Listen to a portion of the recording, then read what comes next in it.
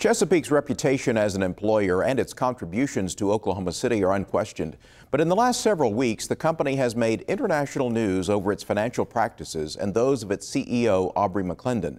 StateImpact Oklahoma has been reporting on this developing Chesapeake story, and StateImpact's Joe Wertz joins me for an update. Joe, what's the latest? Well, the latest, we had a shareholder meeting last week, and now we're kind of in a holding pattern. We're waiting for the company to announce who the next board members are going to be. But there was a shareholder shakeup. It seems to be. Two of the company's largest shareholders are going to get to name together four of the board members, so 4 out of the 9. And they're still going to name a new chairman to replace Aubrey McClendon, who is going to be relinquishing the position while staying CEO. So, potentially it's going to be a big board shakeup, and these shareholders that are going to be naming these people, they have a different mission, I think. What are their concerns? Well, the concerns, they would like to see the company out of debt. The company's facing a big cash flow shortfall. They've got a lot of debt.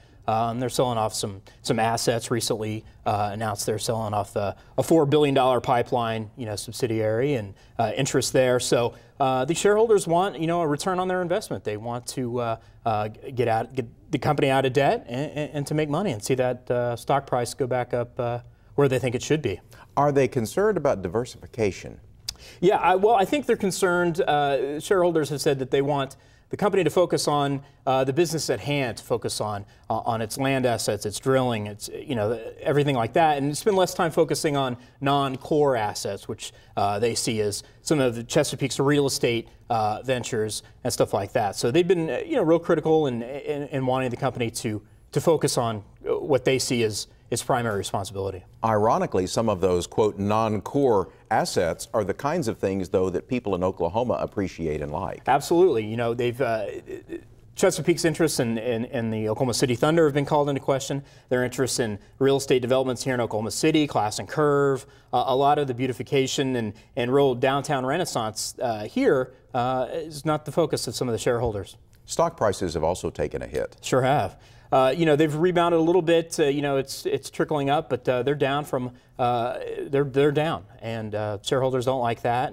And Carl Icahn, the corporator who's come in and bought up a big stake at Chesapeake, he's wanting to turn that around and make some money. He's done it before, and he'd like to do it again.